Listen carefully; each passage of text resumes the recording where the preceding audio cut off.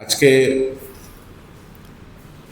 এই সাংবাদিক সম্মেলনে সকলকে ত্রিপুরা প্রদেশ যুব কংগ্রেসের পক্ষ থেকে এবং আমাদের কংগ্রেসের ছাত্র সংগঠন এনএসইউর পক্ষ থেকে সকলকে জানাই স্বাগতম। আজকে এই প্রেস কনফারেন্সে আমাদের সঙ্গে উপস্থিত আছেন আমাদের ছাত্র নেতা এনএসইউর নেতা শ্রী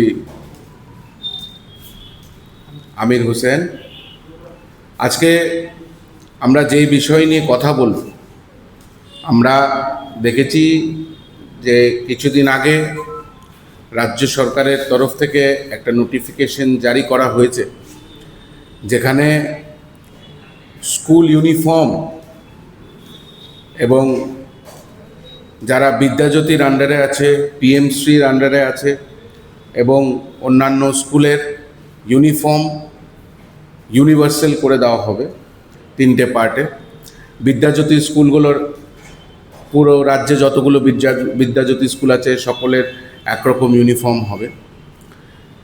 পিএমসির আন্ডারে যতগুলো স্কুল আছে সবার একরকম ইউনিফর্ম হবে এবং অন্যান্য যত স্কুল আছে তাদের একরকম ইউনিফর্ম হবে। কিন্তু আশ্চর্যের বিষয়, আমাদের কাছে সূত্রের খবর আছে যে এই নোটিফিকেশন জারি করার আগেই কারা এই ইউনিফর্মের টেন্ডারগুলো পাবে সেটা রাজ্য সরকার অলরেডি সেই বেনিফিশিয়ারির হাতে তুলে দেওয়া হয়েছে।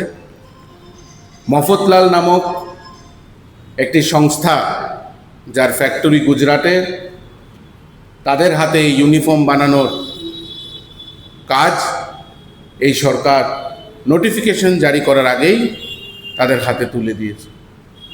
এবং আমাদের প্রশ্ন, যে যদি টেন্ডার করে তোলা হয় সেই টেন্ডার কপি কোথায়?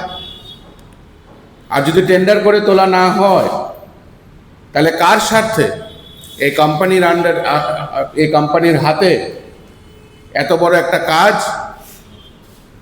তুলে দেওয়া হলো? এবং কাজ তুলে দেওয়ার পরে তারা ডিসিশন নিল যে এই নোটিফিকেশন জারি করা। আমরা জানি এবং আমরা আগেও প্রেস কনফারেন্স করে বলেছি যে যেই রাজ্যগুলোতে ভারতীয় জনতা পার্টির সরকার আছে সেই রাজ্যগুলোতেই করাপশন চলছে। এই করাপশনটা এতদিন শিক্ষার কিছু কিছু অংশ থেকে বঞ্চিত ছিল, কিন্তু এখন দেখছি পুরো শিক্ষা জগৎটাকেই এখন করাপশনের আন্ডারেই ভারতীয় জনতা পার্টির সরকার নিয়ে এসছে। আপনাদেরকে বিস্তারিত আমাদের এনএসইউর নেতা আমির হোসেন বলবেন এবং কিভাবে এই নোটিফিকেশনের জালিয়াত এবং এই নোটিফিকেশনকে নিয়ে কিভাবে এই পুরো রাজ্যের স্কুলের ড্রেসগুলোকে নিয়ে কিভাবে পয়সার বিনিময়ে করাপশন করা হচ্ছে তা বিস্তারিত আপনাদেরকে আমির হোসেন বলবেন।